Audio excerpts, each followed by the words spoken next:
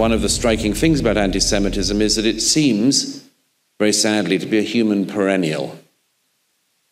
And I say that because all the evidence points that way. It's also a shapeshifter. It's probably the greatest shapeshifter in history. There are people who used to hate the Jews because of their religion. And then at some point it became less acceptable to hate people because of their religion. And then the Jews were hated because of their race. And then at some point in the 20th century it became not so good to hate people because of their race. But there was one twist left, which was that the Jews who were hated by anti-Semites because they were stateless were suddenly hated because they had a state. It's one of the insights of a number of writers that the Jews get hated for absolutely every reason. It's an unbelievable fact. The Jews have been hated historically and by people in the world today, and even on people on X today, for all of the following reasons. They have been hated because they've been poor, and they've been hated because they've been rich. They've been hated because they have not integrated into society, and they get hated for integrating into the society. They get hated for, as I say, being rootless cosmopolitans, and then for being Zionists who dare to have a state and not be rootless. Douglas Murray's unyielding crusade continues as he fearlessly traverses nations, championing unwavering truths. In his latest endeavor, he tackles the alarming surge of anti-Semitism, notably escalating post-October 7th. With unwavering determination, Murray's insights illuminate this pressing issue. Unafraid to address the stark realities, his steadfast commitment to facing uncomfortable truths serves as a guiding light of integrity in a world overshadowed by darkness. Well, thank you very much for that very warm introduction. It's a huge pleasure to me to be back here in the Netherlands, a country where I've spent a fair amount of time in the past. I have a lot of friends, which I think very fondly of. I sometimes remember that some years ago, a Dutch friend of mine visited me in London and said to me, I won't do the accent, but said, what are people saying in London about the Netherlands these days?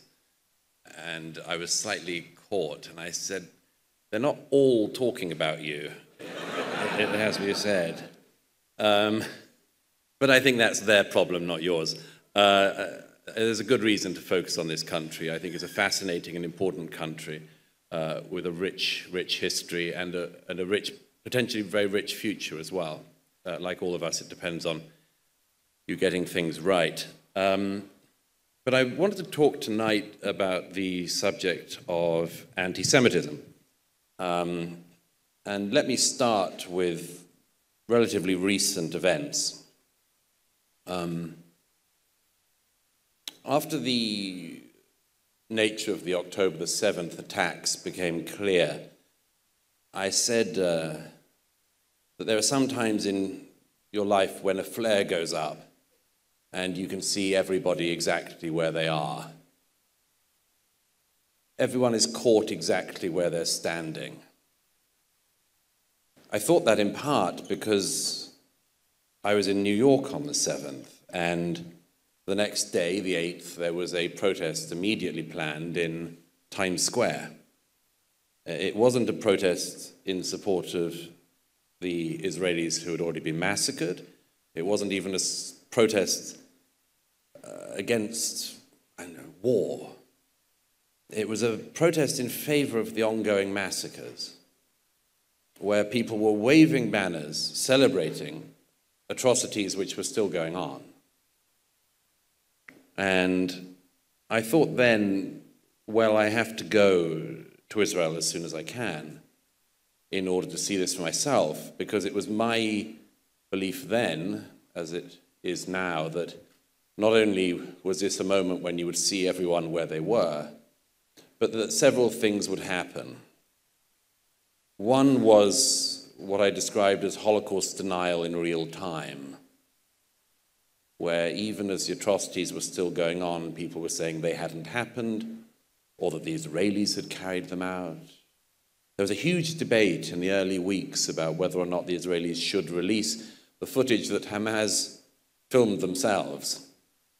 And by the way, you've got to have a particularly perverted mind to believe that the Israelis made Hamas take the GoPro footage of the thing. Douglas Murray's staunch stance on anti-Semitism deserves unyielding support.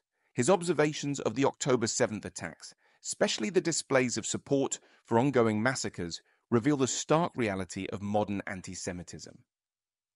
Murray rightly points out the disturbing trend of Holocaust denial happening in real time, a despicable act that demands immediate condemnation. Should we tolerate such blatant atrocities and deceit, or adamantly stand against them? The striking thing about all of the footage from the 7th, from the Hamas terrorists, is that they were wildly proud of their achievements. Wildly proud. And also wildly gleeful, which is a sort of new level of evil in a way. Many people have done many evil things in history, but very few are actively proud of them in this way. Some of you may have heard the intercepted conversation of one of the terrorists calling his mother in Gaza and saying, "I'm calling you on a Jew's phone. I've killed 10 Jews with my own hands. Pass father on to the phone. Pass all the family on. I want to tell them all. Your son has killed all these people with his own hands."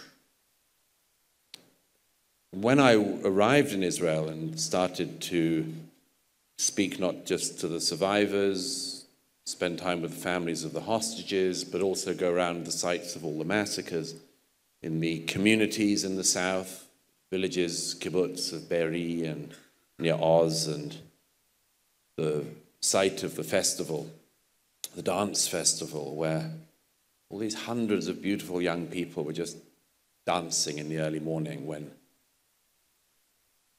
true evil arrived in their midst. When I went around this, I always had a disconnect because as I heard all these stories firsthand and was shown the footage of people's own footage of the day, partygoers who had recorded a little bit of their escape or their friends' deaths, all the time I looked back home to New York, to London, to Europe, and everywhere the sympathy had gone the other way. And I thought that was extraordinary. I sort of expected it all my life. Whenever Israel has done anything, world response goes up and up and up, whatever the size of the Israeli action. I first heard the accusation the Israelis were committing genocide in Gaza in 2008, so I'm a little jaded with that accusation. It would also, of course, make it the only genocide in history in which the population doubled, but let's put that aside for a second. It struck me that all these people back home didn't for a day call for the release of the Israeli hostages. Not one day. I'd have some sympathy and understanding and indeed respect for people who said, I campaigned for the release of the hostages, I paid my respects to the dead and the murdered of the 7th, and I deeply sympathize with their families, but I also sympathize with the innocent Palestinians. I'd have some respect for that position. But it's very hard to have any respect for somebody's allegedly anti-war position when they're mute at the largest murder of Jews since the Holocaust. Douglas Murray's unwavering truth exposes the chilling pride and joy exhibited by Hamas terrorists in their gruesome acts. Their sickening boastfulness sets a new depth of depravity rarely seen in history. Murray's first-hand experiences in Israel reveal a stark contrast. While facing unspeakable horrors, sympathy for the victims waned abroad. Can we ignore such heinous pride and indifference towards innocent lives? A friend of mine came through Tel Aviv in January, and he said, Douglas, this is the first place I've been since October when none of the hostage posters have been torn down. I thought, think about that for a moment, that in London, You can't put up a hostage poster, even if a now 18-month-old child, without it being torn down. One of the relatives of the Bibas child, who's the youngest hostage, who passed his first birthday in captivity, one of his relatives told me he went to Dublin to try to appeal to the Irish Taoiseach for his help, some help, and he actually saw there the poster of his baby relative being ripped. I said, just think about that for a second. If here in Rotterdam somebody put up a poster to their missing dog, would anyone pull it down?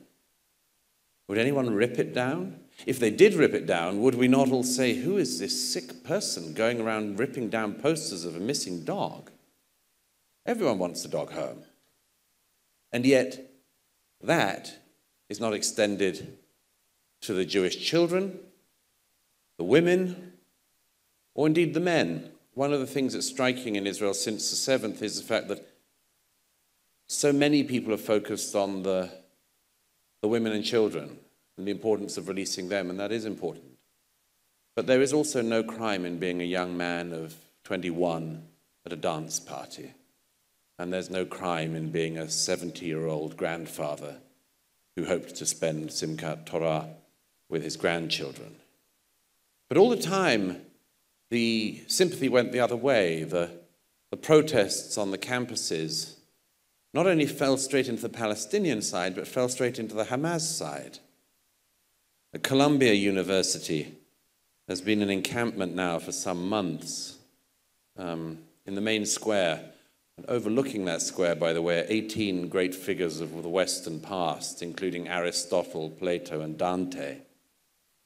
I do sometimes wonder what they would think of the current state of American thought if they could see the students one of whom complained recently that there weren't adequate toilet facilities at the encampment, complained that she had to do her business in a bag and then throw it in a larger bag of shit. $65,000 a year. $65,000 a year that girl's parents pay for her education. But it's at Columbia University in New York where Jewish students have been pursued across campus by people shouting, "Go back to Poland." Or on one occasion, had a poster held up in front of them saying, "Hamas, these are your next targets." It's in London that we've had protests every single weekend. It's here in the Netherlands where you saw an 8-fold increase in anti-Semitic incidents in the month after October the 7th. Douglas Murray is completely right. Londoners tear down children's hostage posters, but would we allow posters of missing dogs to be torn in Rotterdam? The focus on victims in Israel is vital, including young men and elderly grandfathers. Yet sympathy often teeters towards the wrong side. The rise in anti-Semitic incidents is alarming.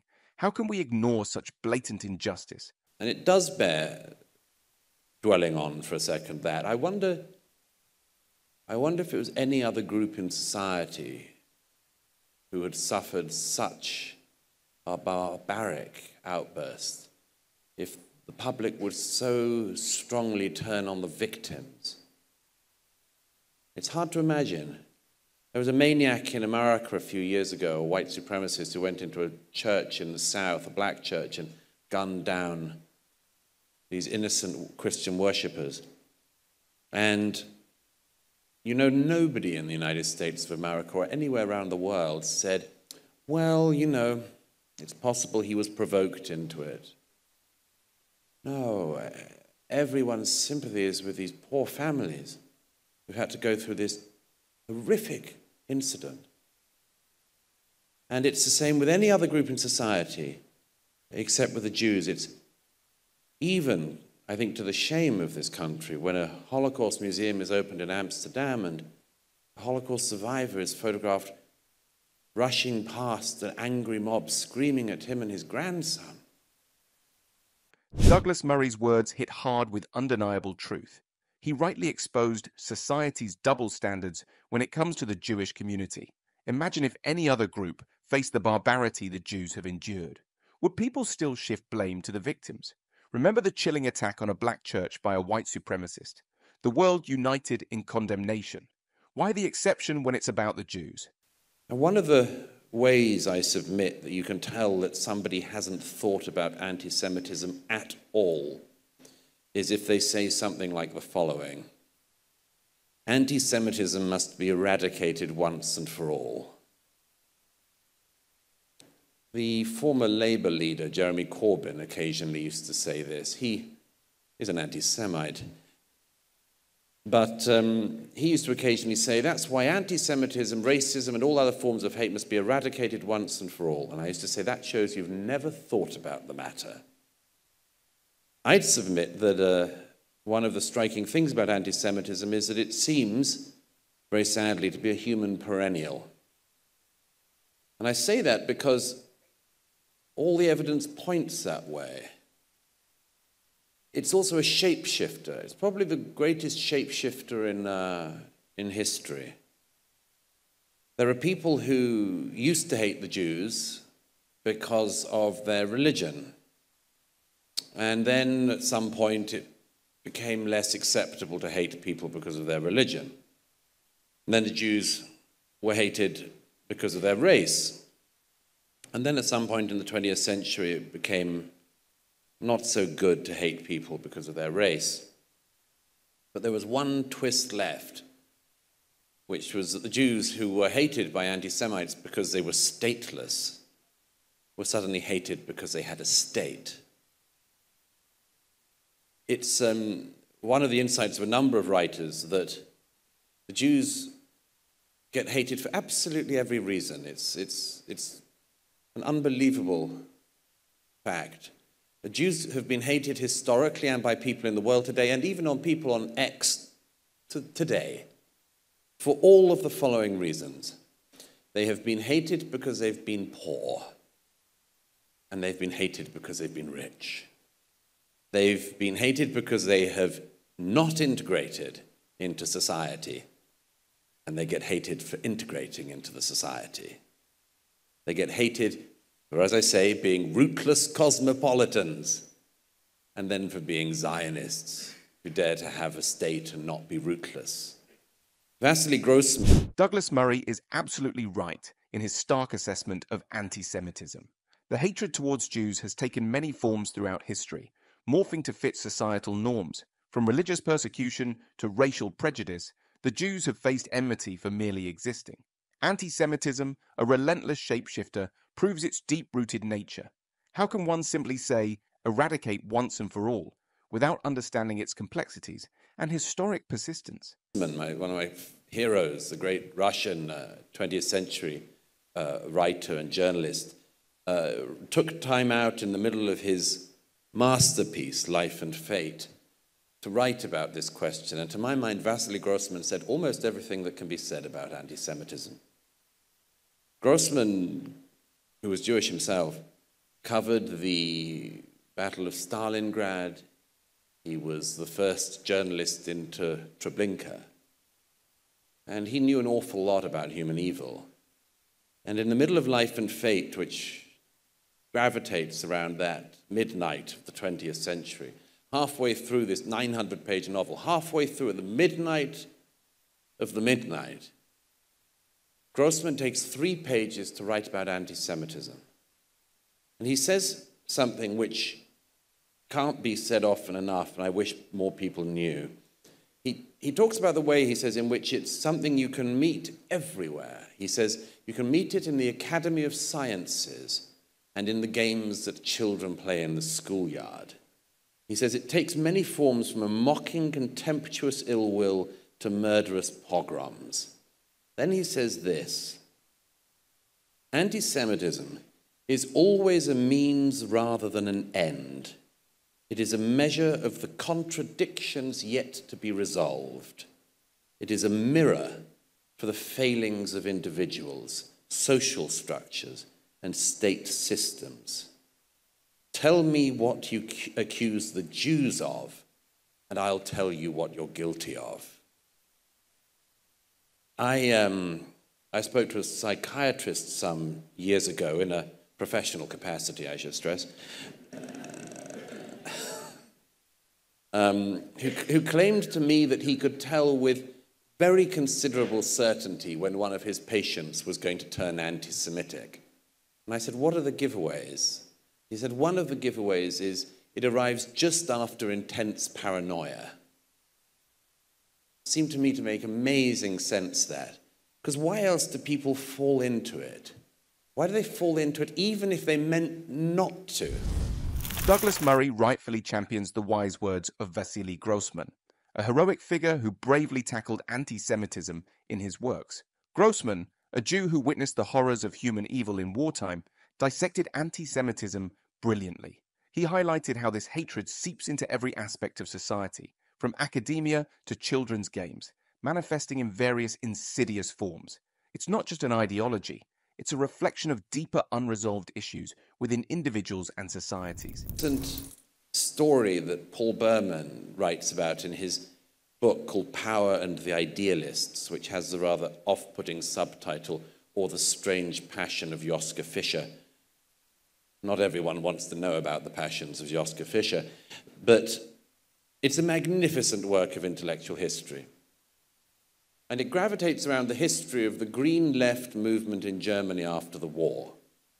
And as Berman says, the Germans growing up after the horrors of the Nazis they were sensible, they had one rule above all: don't be Nazis.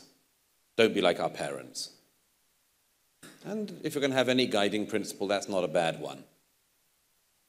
But Berman shows how this generation, some of whom were flatmates of the future German foreign minister, in the 1950s were still holding to this light. Don't be Nazis. Don't do what our parents did. By the 1960s, many of them have gravitated to the cause of the PLO and the nascent Palestinian movement. By the time that the Palestinians are hijacking airline planes, one of Joschka Fischer's former flatmates is on the plane with the terrorists and divides up the Jews from the non-Jews. You've done it again. I'd submit that many of the people in our own time are actually repeating that very mistake. I think that the people who have been most vocal in the last 7 months or so fall into two categories. They are what I describe as the sinister and the silly.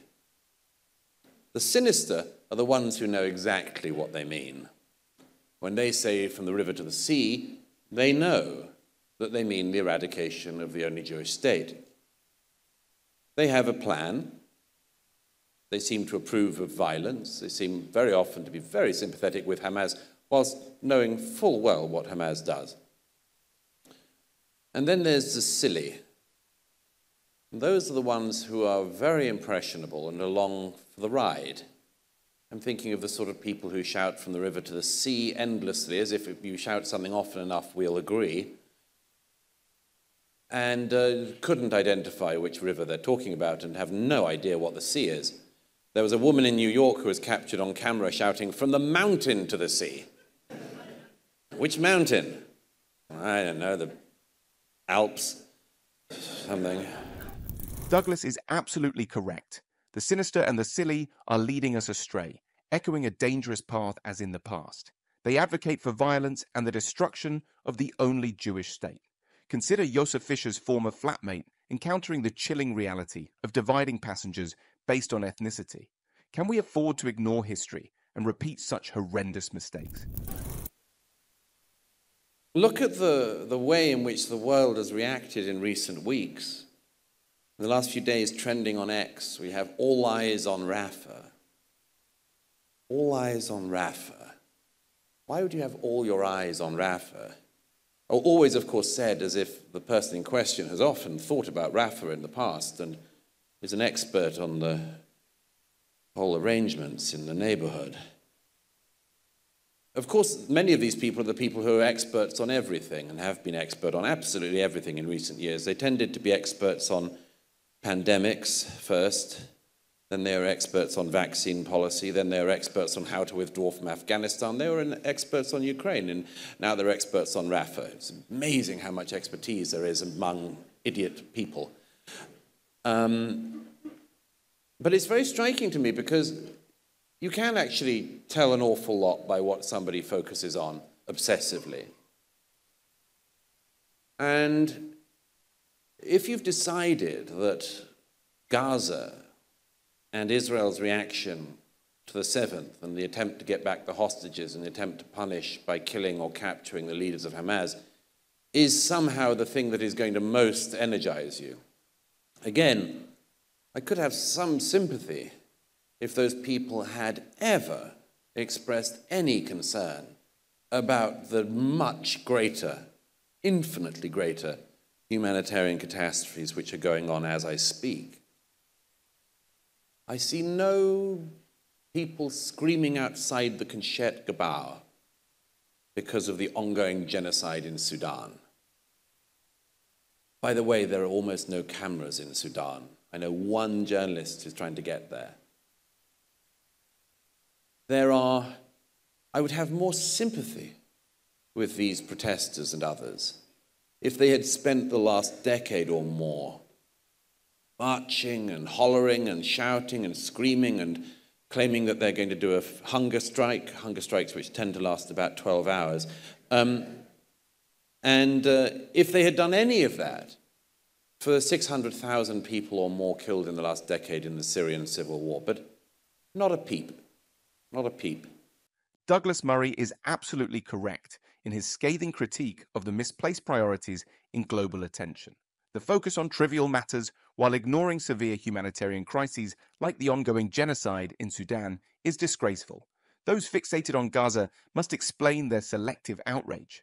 Why the deafening silence for the hundreds of thousands killed in the Syrian civil war? The 300,000 people killed in Yemen in recent years, not a demonstration, not a riot, not a placard. Some of the protesters have learned recently about the Houthis.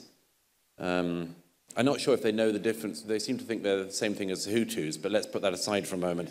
The Houthis had no sooner cropped up on the international stage firing at ships in the Red Sea and hitting a British vessel. No sooner had the protesters discovered the Houthis than they were hot for them as well. We had people in London chanting the next weekend, "Yemen, Yemen, make us proud, turn another ship around." Imagine just finding out about a terrorist movement and knowing, yep, those are my guys. They're the guys for me. And by the way, none of those people seem to object to the fact that 13 young men who were accused of being gay in Yemen last month were sentenced to death, including by crucifixion. Extraordinary thought that, again, an extraordinary place you can come to where you decide, I'm for anyone so long as they're against us.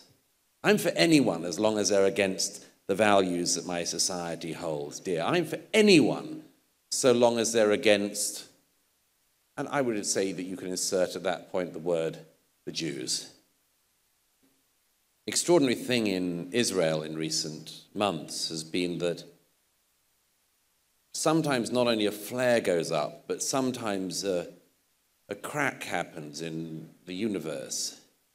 You suddenly get a very, very clear glimpse into true human evil. And we in the West have been very, very lucky in our lifetimes to very rarely glimpse that. And when we have glimpsed it, occasionally, in this country, in Paris, in Manchester and elsewhere, we tend to brush it aside or push it past us and hope we don't see it again. But in Israel on the 7th, something shattered over the whole of the society. It didn't matter whether the people in the south of Israel were Orthodox Jews or Ashkenazi or Sephardi or secular or Reform. It didn't matter what color their skin was, that they were the targets because they were Jews.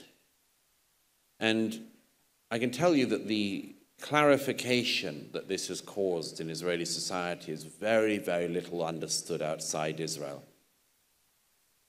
Douglas Murray is absolutely right. The deafening silence regarding the atrocities in Yemen, where 300,000 people perished, is appalling. While some protest trivial matters, they ignore grave injustices. It's bewildering how swiftly support can shift towards terrorist groups like the Houthis. The stark reality in Israel uncovers true human evil. The world must awaken to these brutal truths. I was in one of the kibbutz, Be'eri, where a man who I spoke to in the hospital had been in his safe room, which some of you will know. All of the communities there had safe rooms in their houses, but they didn't lock. They were safe rooms to expect rocket fire, which happened all the time. They became far too used to. But they didn't lock because nobody expected gunmen to come house to house. All of the houses in Be'eri and near Oz and so on, the ones that are not burnt down, you go to the safe rooms and there are bullet marks around the handle, because in every one, the person on the other side was trying to hold the handle down. And some people held out for a while, some didn't. I spoke to one man who lost both his grandsons. They called him and said, "We're in the safe room on our own, what do we do?" And he told them to tie a rope around the handle and try to hold it down. But they were 13 and 14, and they didn't last very long against the grown-ups of Hamas. Another man I spoke to was in his safe room with his family, and he did manage to keep the door shut. And then he discovered that the terrorists had set light to the house. So they were in the unenviable position a lot of families were in on the day of either burning to death in their homes or having to flee and being machine gunned. And they watched neighbors having that done to them. He realized that the house was burning down. He ended up opening the air vent in the safe room. And he was there with his son and his daughter and his wife. And the terrorists threw a grenade in and killed his wife. And then a gun came through and shot his son in both sides of his chest, and he bled out in front of his sister and father. And his father, who lost his legs in this, I spoke to in the hospital, and he said, "You know, Douglas, I was a leftist all my life." Now, this isn't to make a political point, but it's to say many of these people in the communities that were most affected were people who did everything they could in their lives to live in peace with their Palestinian neighbors. They had people who drove Palestinian children to Israeli hospitals to get treatment. There was one woman of 74 who did that every single week, and she was killed and burnt in her home by Hamas. There were people who employed Palestinian workers from Gaza because they desperately dreamed of the day when they could live in peace with their Palestinian neighbors, only to find that when the terrorists came to their communities, these people they thought were their friends in many cases had given to Hamas the complete maps of where to go and when in the communities. About 20 kilometers from the Gaza border, there's a town called Ofakim. It became quite famous because of a woman called Raquel, who is a rather remarkable woman in her 70s, and the Hamas came to her house and sought sanctuary, and she fed them and talked to them in Arabic and sort of treated them like a Jewish mother, and sort of very strange. And sometime at the very end of the day, she managed to get out of her house, and there was a massive firefight, and she walked out into the street and met a policeman who said, "We know there are 14 terrorists who've come into our community, but we've only found 13. She said, "Oh yes, there's one in my cupboard." But in Ofakim, one of the survivors showed me, who was a member of the Knesset, a member of parliament, showed me the map of one of the terrorists got from the body, and it showed his house on the map. The people his community had been employing in order to live in peace had given the intelligence to Hamas, and on the map, because they knew it was a holy day, they had the first target was his house, and then the next targets were the kindergartens and the synagogues. It really does take something to regard the people who dreamed these dreams of peace as the victimizers and Hamas as somehow the victims. But yet that seems to be where much of the world has landed. It's decided, among other things, because the only acceptable form of anti-Semitism today is anti-Zionism. Some people occasionally forget to say anti-Zionism and say Jews, but many people have kept disciplined on this one. Many people seem to claim that Israel, in response to a massacre like the 7th, should either do nothing or should act on the advice of a few online Twitter warriors. It's a very curious thing, this. I've been to Gaza quite a lot in recent months, and if you see the IDF in action, it's a form of discipline in an army I've never seen in any other war. They know, every single young man and woman in Gaza knows their terms of operation, and much of this is house-to-house fighting of an unbelievably difficult kind. 1 in every 2 houses in Gaza as a whole has arms dumps of some kind. Some months ago, I spoke to a commander in the Gaza whose job it was to try to locate tunnel entrances as well as arms dumps, and he said, we now no longer, if we enter a house, we now no longer look for the tunnels or the munitions in any other room other than the children's room. So we go straight to the children's room. And you turn over the cot and you'll find a rocket-propelled grenade or a tunnel entrance. And many of these tunnel entrances are booby-trapped, and Israel has lost a lot of young soldiers in precisely those circumstances. It's lost soldiers because very often, as any soldier will tell you, a group of civilians come out with their hands raised, and then from the middle of the civilians come a few Hamas gunmen. Douglas Murray is absolutely right. Consider the bravery of a woman from Ofakim who faced Hamas terrorists but still helped. Hamas uses civilians as human shields, showing their barbarity. Israel's actions are a result of defense against these threats. Yet the world condemns Israel. Isn't it unjust to vilify Israel for protecting itself from terrorists? A few days ago, the whole world was obsessed with what they reported on the news as being an Israeli bombing of a refugee camp. Most of the news that reported that did not report that instead of the Israelis being wildly keen on just bombing refugee camps, and why would they want to do that? The attack in question came because Hamas, in their infinite care for civilian Palestinian human life, launched a set of rockets at Tel Aviv from between the tents that Palestinians were in. And the Israelis struck the launch site, and it turned out that Hamas was using it also as a munitions dump, so there was a secondary explosion. But if you look at much of the world press, and from what I can see, even the Dutch press, they only report that first thing. They only say Israelis have struck a refugee camp. It was the same at the beginning of the war. I was by the Shifa hospital when that was the focus of the world's attention. It took Israel months to identify just how many people were murdered on the 7th. But amazingly, Hamas can come up with round figures very swiftly. And there was an explosion near the Shifa hospital, which is actually not a hospital, it's more of an arms control dump and also an interrogation system. And there was a bomb there, and all the world's press said, within minutes, Israel bombs the Shifa hospital. And again, said, well, what monsters would do this? What monsters would attack a hospital?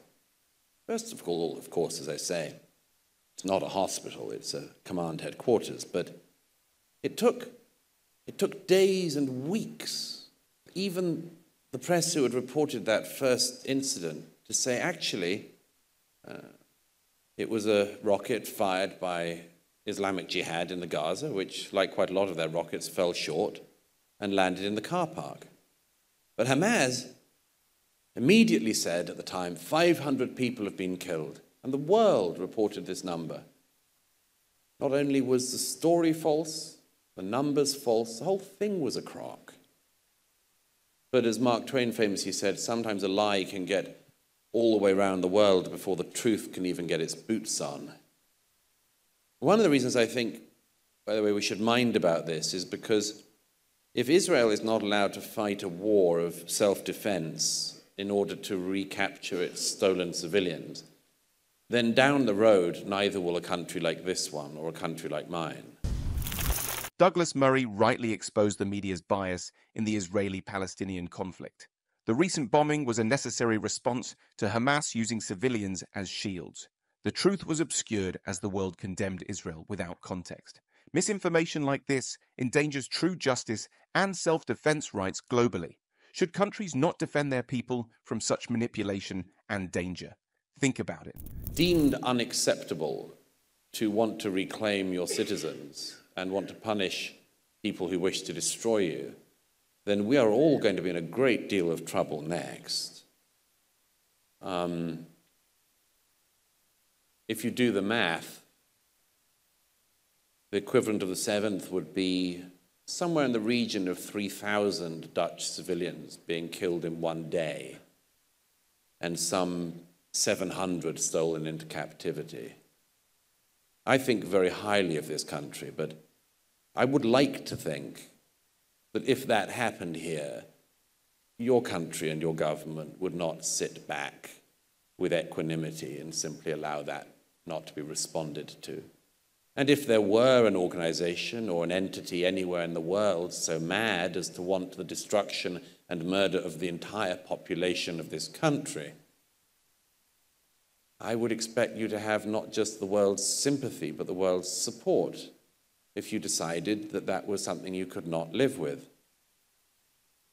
And that's why I think that the ability of Israel to fight wars is also the ability of our own to fight wars. But that's not the only reason, of course, to be concerned about this subject which we're gathered here today to discuss, and I'm looking forward to questions in a second. Perhaps above all else, the reason why anti-Semitism is an issue that needs to be discussed and thought about is because, of course, as all historians know, it is the most reliable precursor, the most reliable guide. If anti-Semitism flares up in a society and is tolerated, and Jews can't go safely down the streets of cities like this one, it is the sign that the society is in decay and that everybody else will be next. The curse of the Jewish people is to be the canary in this coal mine, but the world's desire to shoot the canary seems to me to be perverse, at any rate. There's a lot to unpack, and I'm looking forward to your questions the rest of this evening. So thank you.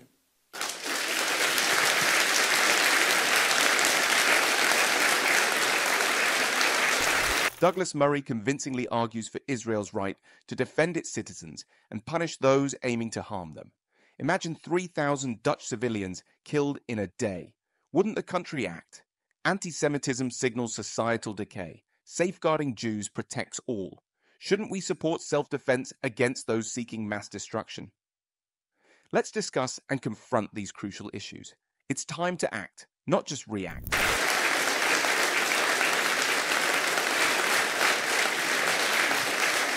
Thank you, Douglas. We will now open up the room for some questions. Our lovely Inge-Marie will go around the crowd. I think we'll do 5 questions. And please, like in Dutch Parliament, a question is 1, maybe 2 sentences long, and always ends with a question mark. Zullen we dat met elkaar afspreken? You don't want to know, the Dutch they can talk like I can, but I'm here. Vragen? Heel veel. Zullen we bij jou beginnen? Ja. Ja.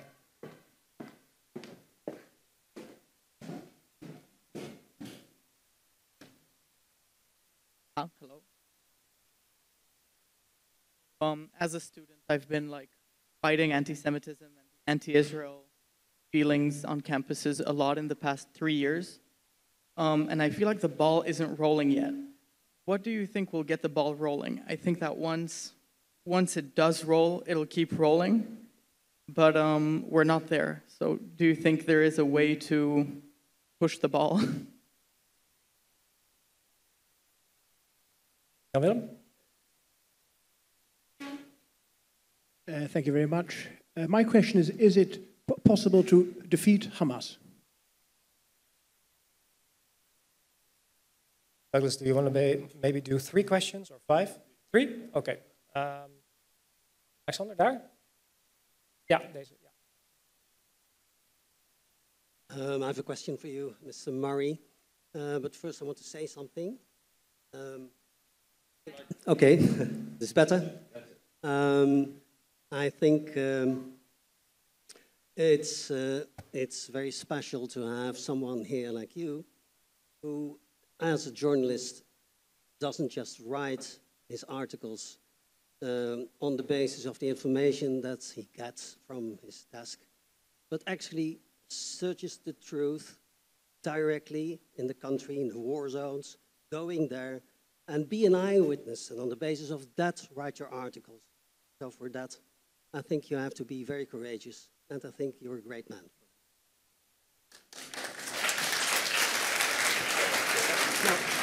Now my question. My question is the following.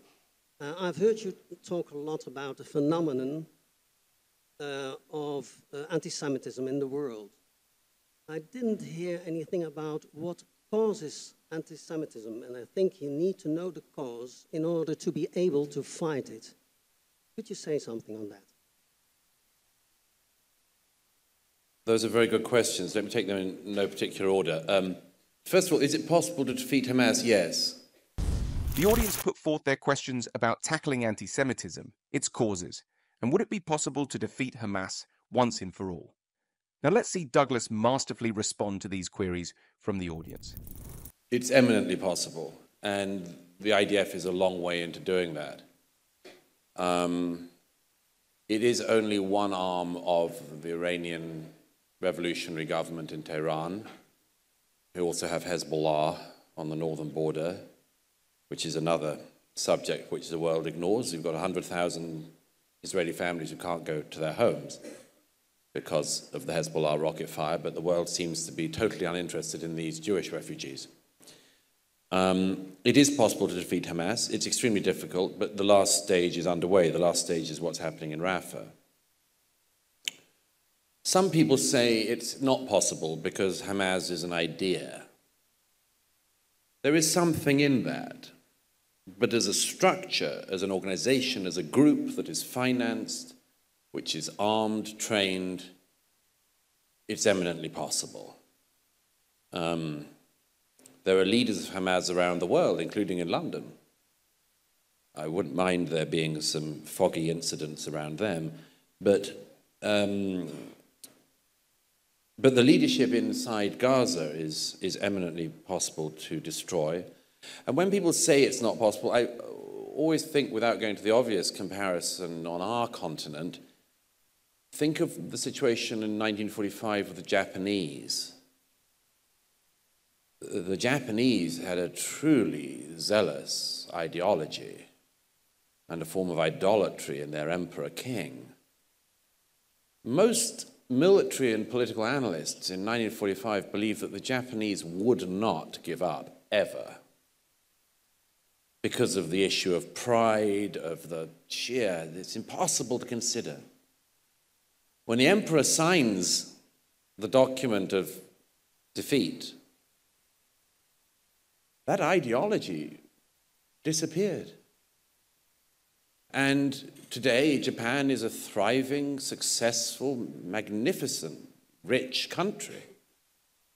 So it's eminently possible. But I believe, by the way, that peace will only come through defeating Hamas. The worst conditions are Israel being allowed to destroy Hamas a bit. That is, as I've said quite a lot in recent months, it's like saying, I will put out 80% of the fire in my house. No. You've got to put out the whole fire or there's no point. And so yes, it's possible. achievable. Getting the ball rolling on anti-Semitism, I think, was the question asked. You mean getting the ball rolling of opposition to the zealots, as it were? Yes. Well, first of all, I salute you, and keep up the good work. It might sometimes feel lonely out there, but my own experience of any time you're doing something right but lonely is that you discover two great things on your side. The first is you make the best enemies, and the second thing is you make the best friends. So don't give up. In terms of getting the ball rolling, I would definitely divide your time adequately. Don't deal with the people who are, full-on Hamas. Absolutely correct. Douglas Murray shatters illusions about Hamas. Defeating them is tough, but very possible, just as Japan's transformation showed. Hamas must be dismantled for lasting peace. Disregarding Israeli families terrorized by Hezbollah is appalling. It's time to finish the job. Do you agree that total victory is the only true path to peace and justice? Let's act decisively. Full-on Hamas.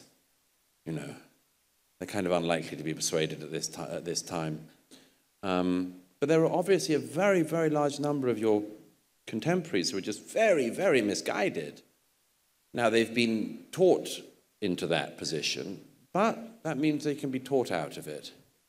I have a sometimes forgiving spirit, which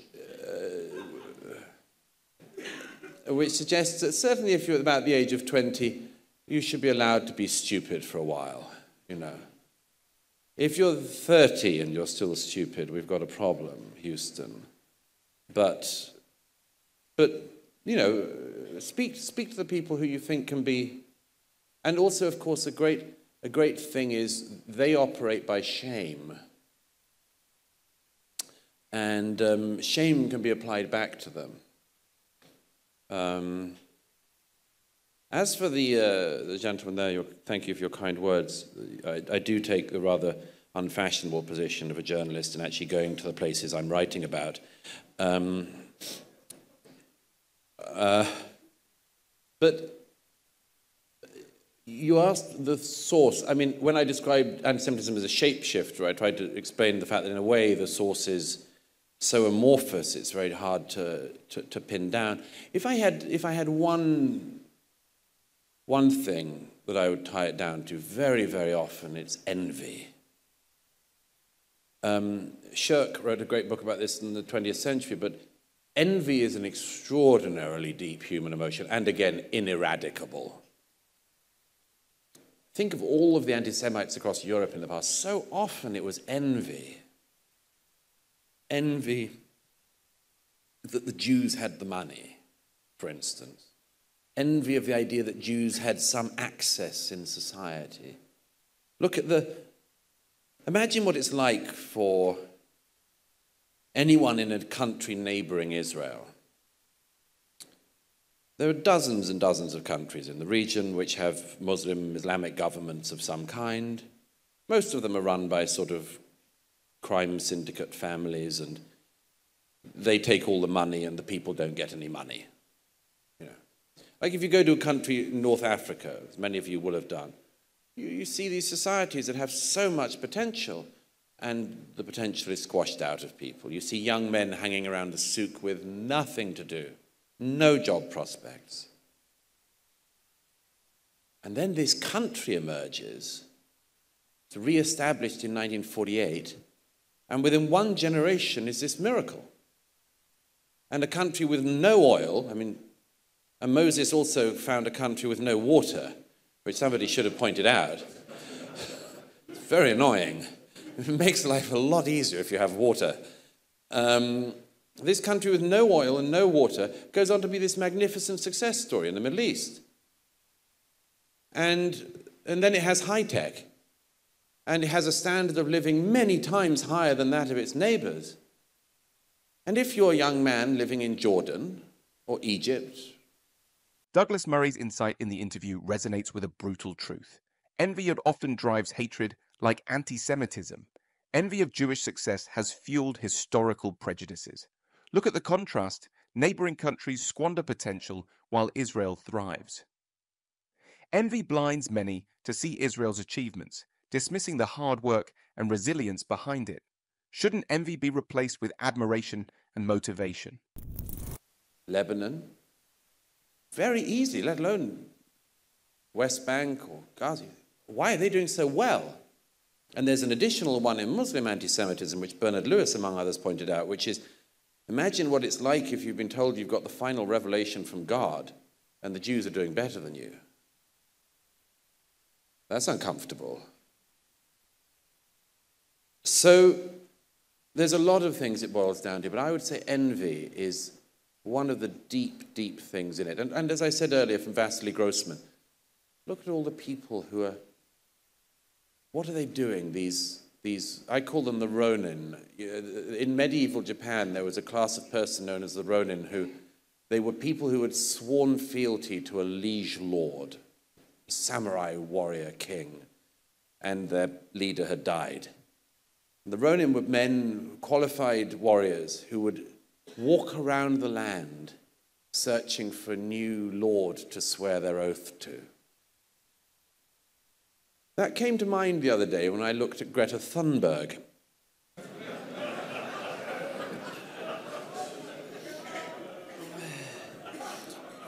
She, a few years ago, she came to some prominence because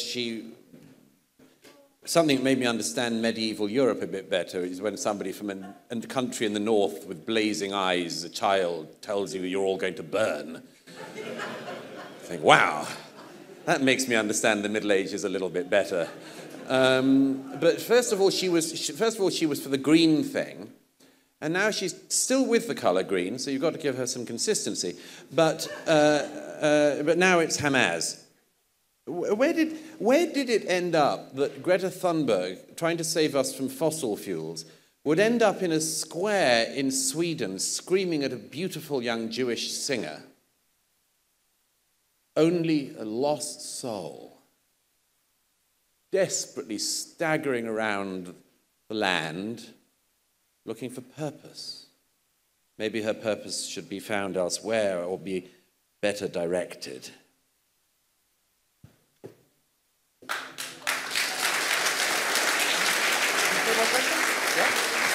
Thank you, Douglas. We'll do one more set with 3 questions. Yeah, right there. And then you, sir. Okay, and Marcus, there. And please keep them short, guys. Keep them short. Thank you very much. My name is Marcus. I have a question. You see certain countries in Europe which are very much fanatical against Israel lately, and it comes partly from the old Catholic anti-Semitism. I'm talking about Spain, Ireland, and to a lesser extent Norway. And my question is, you have now a division in Europe between these countries fiercely supporting, basically Hamas, and other countries which are opposing this. So we have 2 camps in Europe. My question is, how do you think that is going to evolve in the coming time? Douglas Murray's insights are undeniably incisive. He accurately highlights the uncomfortable truth of envy-fueling anti-Semitism, echoed by Bernard Lewis. When those believing in a final divine revelation witness Jews excelling, discomfort ensues. Murray's sharp analysis mirrors real-world cases, like the stark prosperity comparison between young men in Muslim-majority nations and Israel. Can we afford to ignore this searing reality? There. Hey, thank you so much for being here. I really admire you, and thank you. My question is this. I want to address the big elephant in the room, the Islamic regime in Iran. I am originally from Iran. My question is this. The Islamic regime right now is the biggest sponsor of anti-Semitism and chaos across the world, while its people, contrary to most people in the region, consider themselves the friends of the Jews, the friends of the Israelis. And we have even seen protests against this regime. But the stance from the West in regards to the regime has been weak, to say the least. And the one thing that people asked during the protests were like, if you don't help us, that's fine. We'll take them down ourselves, but don't help them. But we see the opposite. We see like them standing up for the butcher of Tehran. We see them helping, finding him. So my question is, what is to be done on the side of the West, and what is to be done on our side, on the Iranian side, to get rid of this, the largest source, in my opinion, of anti-Semitism? Thank you. Okay, one more for this set.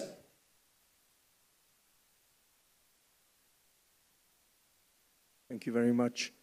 Would you agree, Mr. Murray, that the current wave of anti-Semitism is based on the fallacy that the State of Israel was founded on a nation called Palestine, which never existed as such? And would you then, if you agree, join me in no longer using the fallacious words Palestinians, Palestine, pro-Palestinian protest, which all seem to perpetuate the myth that Jews are villains who steal other people's countries? Yes, that's a very brilliant point. And The audience continues to put forth questions for Douglas to answer. Now let's hear it from Douglas. And you're right, and it's very important. The world didn't ever talk about Palestinians as such until around 1964, as you know. And then it really came in after 67 and 73. They were called the Arabs. And, I mean, the Palestinian peoples are a set of tribes and families. And I have a friend who was born in Gaza in the time when Egypt ran it, and she was an Egyptian. She wasn't a Palestinian. She isn't a Palestinian. And yes, the development of the idea of the Palestinian people, which is a misnomer in my view, was because it made the Jews the usurpers and it made the Jews the overlords. And it's very, very interesting because it was a brilliant, brilliant tactic to do that. Now you also get the one where people claim that the Jews sort of just arrived from Europe and had no historic connection with this land. And you know, you get the churches are responsible for much of this in the West. They do all these things like Jesus was a Palestinian. You know. It's not a very accurate reading of the text. But yes, it is enormously dangerous because it also plays into the thing which is the ideology of our time that's spilt out from the idiots in American campuses all over the place. As my friend Andrew Sullivan said, we all live on campus now, regrettably. And that is the idea that the whole world, and it just came from America, this idea, the whole world can be divided into victim and victimizer, oppressor and oppressed, colonizer and colonized, and so on and so on and so on. And of course, it's a totally inadequate way to understand America, but to try to impose that on the Middle East and on the Israeli-Palestinian question, the Israeli-Arab question, is quite wrong. The Iranian regime, I'm so glad you asked that. This is a very big one, isn't it? I mean, I agree with you. Everything one hears from the people of Iran is to wish to live in peace. And of course, the regime wants exactly the opposite. The problem of the regime in Tehran is such a serious one. I mean, by the end of Trump's presidency, whatever one thinks of him, and you may have noticed there are some criticisms that can be leveled, whatever you think of him, he did actually bring the mullahs to their knees financially. And that had some good consequences. And I think would encourage the people to take back their country from this vile regime. Again, I mean, it's astonishing.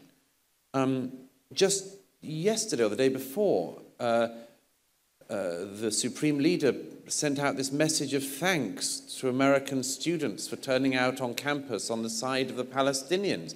I mean, if I was one of those protesters, I'm not sure if I'd retweet that. It should be regarded as embarrassing. But there's such confusion. Douglas Murray relentlessly nails it on the head, exposing the historical manipulation behind the concept of Palestinian identity. The notion of victim-oppressor narratives plaguing Western thought dangerously distorts realities in the Middle East. The Iranian regime's deceit versus the desires of the Iranian people starkly illustrate the urgent need for change. Murray's unflinching clarity is a beacon in a murky world. On this in the West. When Raisi had his helicopter crash the other week, I said to some friends, I said, let's just wait and see how he's described by the mainstream media. And in the end, we got mixed legacy Raisi. That was kind of cute for a guy who hangs people from cranes. Mixed legacy. It's true, he hanged some people, shot others. So, swings and roundabouts. I'm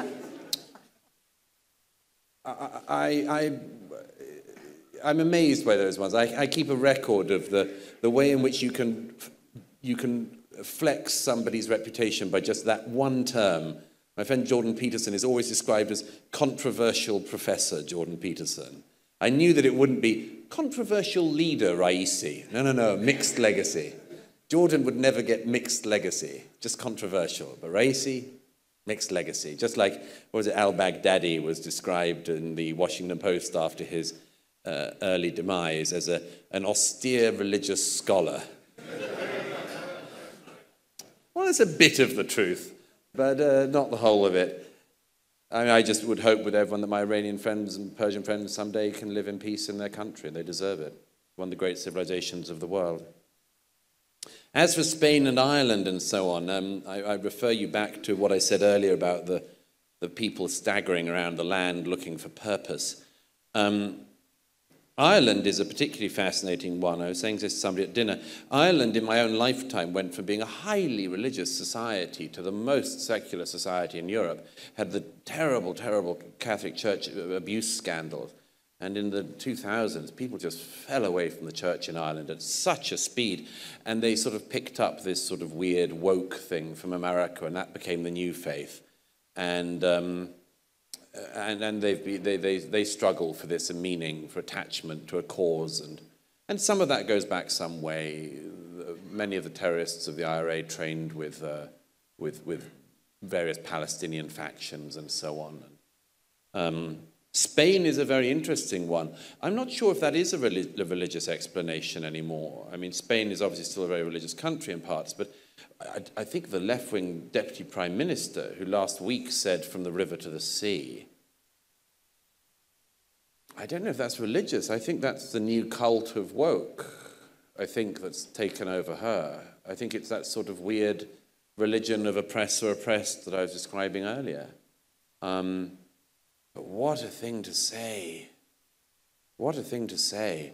I mean, I would have thought that if an Israeli politician said, you know, we need to make sure that the Arabs reconquer Al-Andalusi, that the Spanish government would feel kind of sore about that. So I think it's an appalling intervention.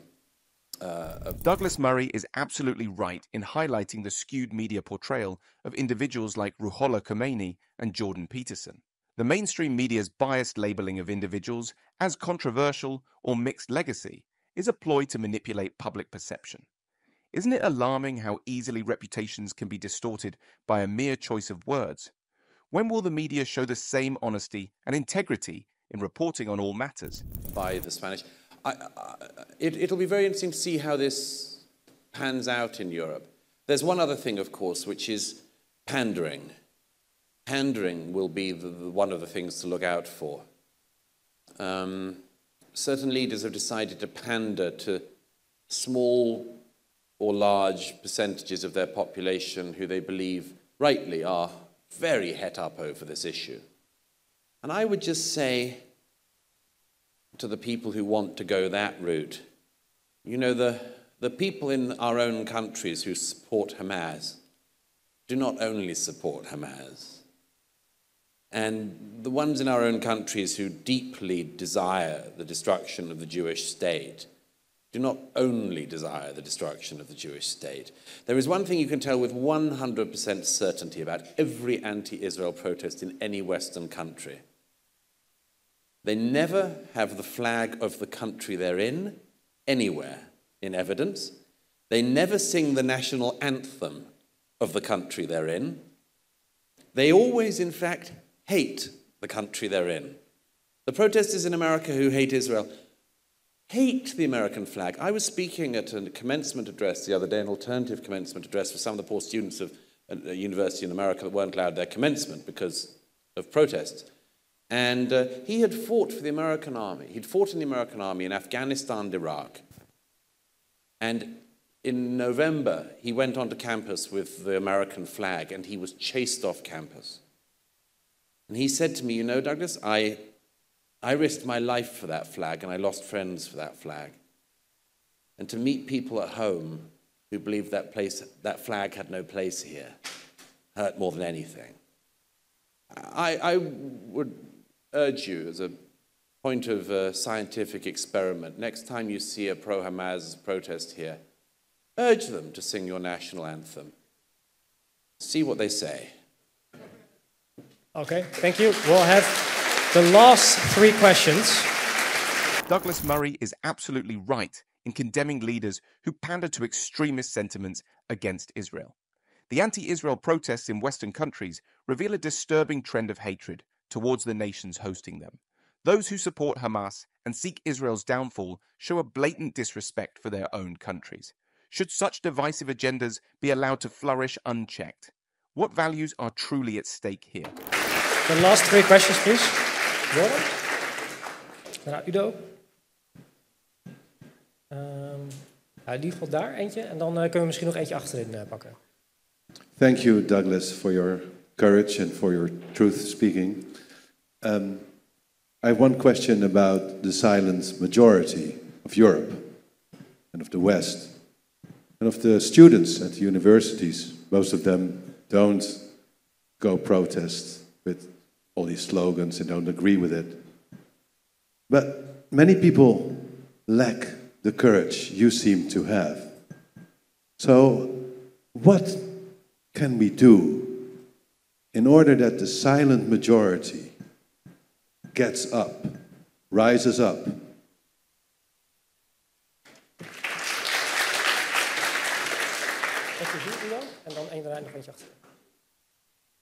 Thank you very much.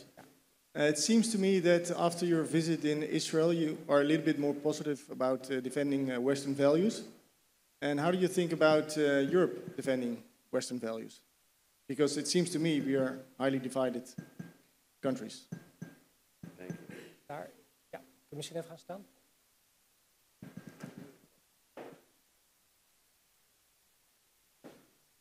Thank you very much, Douglas, for sharing your insights and experiences from Israel.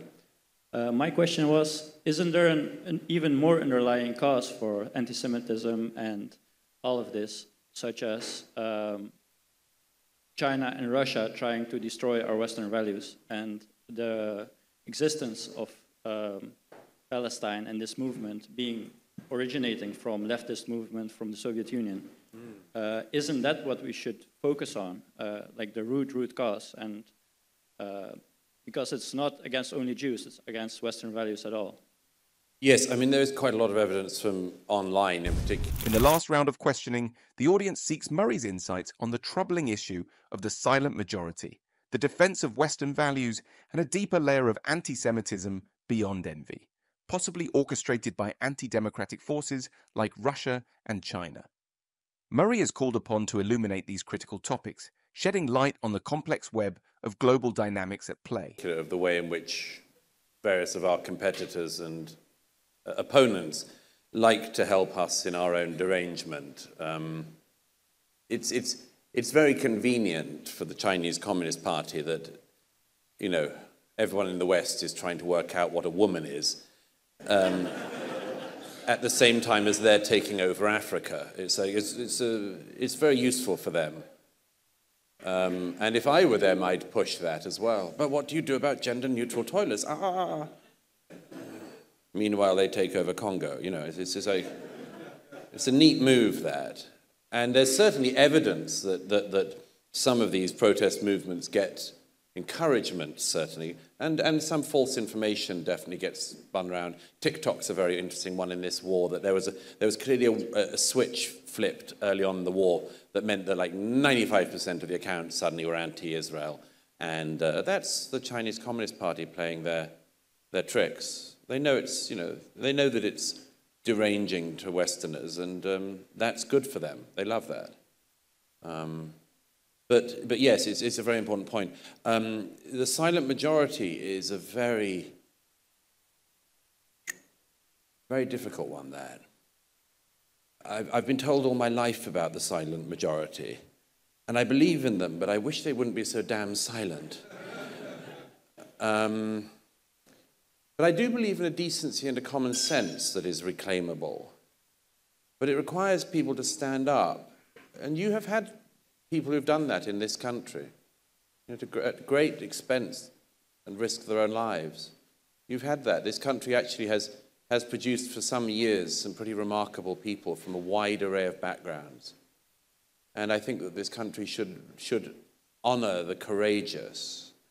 I have one thing in particular which I would say that, I mean, by the way, when you mentioned that most students don't agree with this, it's absolutely true. There was a poll out the other day that showed the amount you pay for your education versus the amount of protests on your campus. And the most elite, expensive institutions had the largest number of protests. And the ones that were sort of technical colleges, where people are actually learning something, no protests. Well, you know, I'm delighted to encourage that trend and to say, you know, if it might actually in future be for parents quite a useful guide. It would be for me if I was a parent sending a child to college. I think one of the things I would look at is, are students encouraged to waste their time shouting on campus to somebody who can't hear? And that would be one. Stop the war. Well, Benjamin Netanyahu isn't listening to students in Rotterdam. Who do you think you are? A narcissist? A bore? An ignoramus? What are you? And why have you been created? Not to be too harsh, but let me just finish on this one of positivity. Let me finish on this one. Douglas Murray rightly exposes how adversaries manipulate Western distractions for their gain. China's sly moves in Africa coincide with our baffling obsession over gender labels. While we ponder gender-neutral toilets, they conquer nations. Isn't it high time we awaken from this self-inflicted stupor and confront these strategic diversions head-on?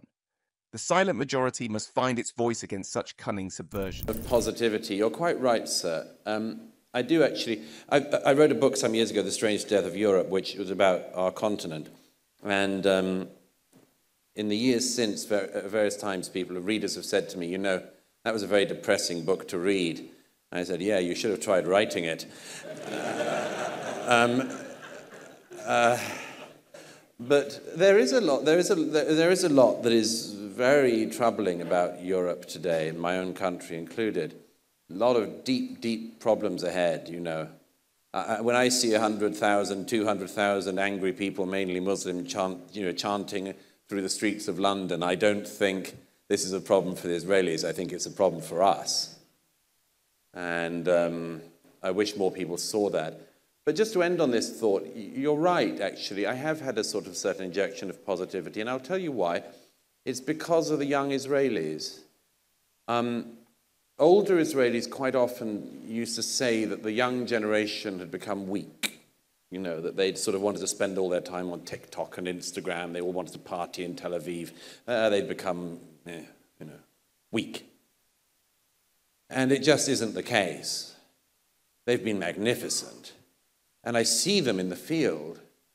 These beautiful young women, 19, I saw recently, or some months ago, at the place where all of the cars from the Nova Festival, which had been burned out and shot at, or they'd all been brought to this one place so that the last of the body parts could be taken out. And this was being done by all these very special people who deal with the dead. And these young women of 19 were all there helping out. I could have cried when I said to them, how old are you? 19. Wow. Your contemporaries in America and Britain and Holland, they haven't seen a fraction of what you've seen. But that's your advantage. There was a young woman at a dinner in Tel Aviv some time ago who was sitting opposite me at dinner on a Friday night, and I said, what do you do?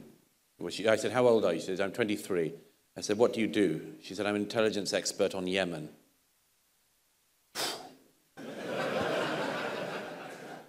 She's going to be someone, She's going to know more at 24 than someone in Britain will by the time they die. But it's a demonstration of the fact that sometimes when things become serious, if you've prepared yourselves, and you've prepared your kids and your generation, then they might step up too. And there's always that question. I always had it all my life. I'm sure all you did as well. You always had this question after the war, which was sort of, who would I have been? What would I have done? Could I have risen to be heroic in the way that so many people were? And it's always a question. Well, the young generation in Israel had that question, but they've answered it. And I would just say that, it's a sign to us, in my view, that if the time of trial ever came to us, we should be so lucky as to have a young generation like they do there. And we should hope they would do the same thing. Anyhow, thank you. Thank you, Douglas. Thank you. Douglas Murray is right in his stark depiction of Europe's struggles. While some label his observations bleak, facing reality is grimmer. When thousands chant angrily in London, it's not just Israel's issue, it's ours. Yet amidst the turmoil, Murray finds hope in a resilient young Israeli generation, defying stereotypes and stepping up when needed. Can such resilience inspire change elsewhere? If you too, like Douglas, found these young Israelis inspiring, subscribe to our channel and leave a like. And let us know in the comments, what do you think is the underlying cause of anti-Semitism?